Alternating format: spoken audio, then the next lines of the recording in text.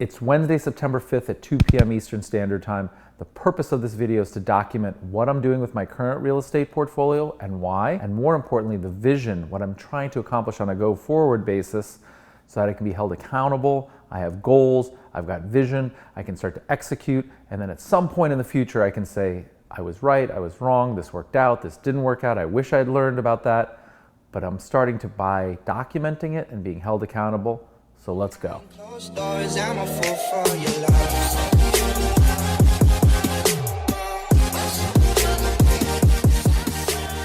So as of today, my entire real estate portfolio is comprised solely and purely of single-family homes. In my own mind, that's sort of like Airbnb 101 or short-term rentals 101. Single-family homes that either I use or that were long-term tenants and we converted to short-term and we refurbished and we decorated. Airbnb 1.0, that's my current portfolio. Fast forward 3 years from now, I'll continue to own single-family homes because I live in them, but that won't be the only. In fact, it'll be the smallest part of my portfolio. What I think I'm gonna have on a go-forward basis are nationwide tenants like a CVS or a Starbucks at the very conservative end.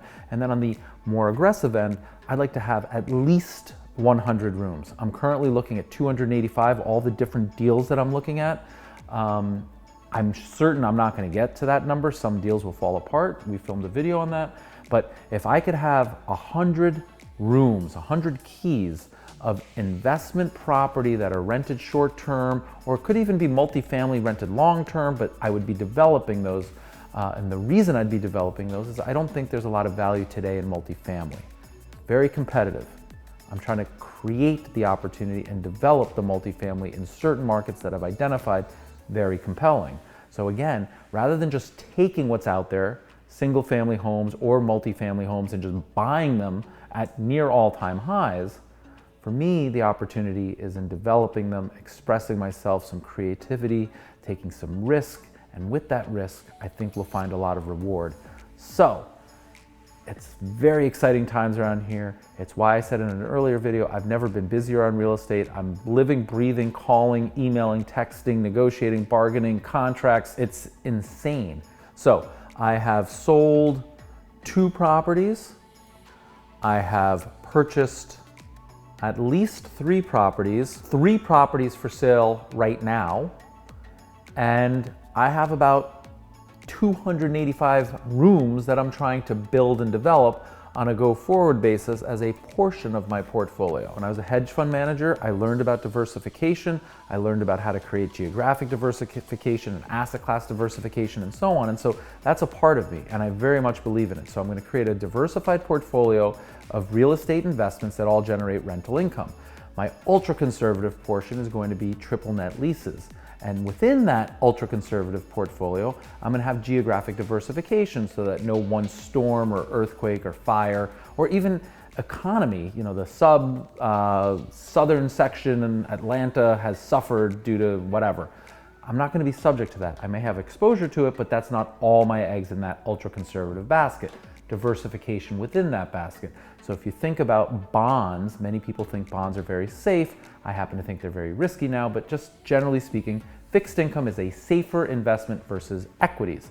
Within the bond portfolio, we're gonna have muni bonds and treasuries and short-term 1-year notes and 10-year notes and 30-year bonds. That's what I'm doing with the triple net lease portfolio.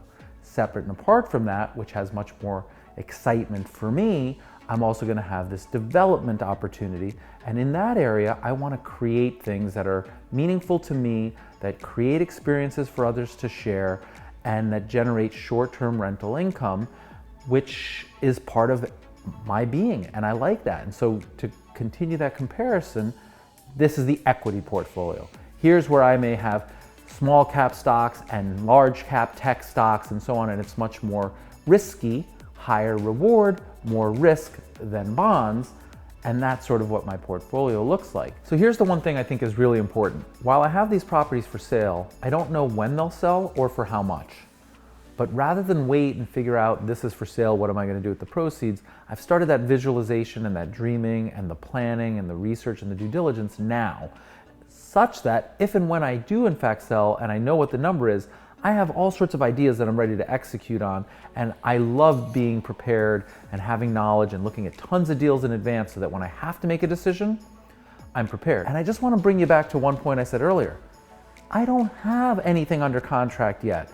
They've just been listed for sale, and I'm doing all this work on spec just to be ready in anticipation of being in contract.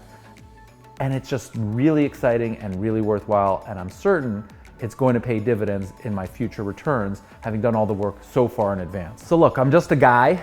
I'm human. I can fail. I can make mistakes. I can change my mind. I've learned a lot in questioning my why and what I want to do and how I want to do it. And like I said, I went from all triple net leases, ultra conservative, to, you know what? I don't need to play it that safe. I have some risk capital and I have some things I want to show and prove and develop and create. I want to put my name on that for both like myself and my legacy.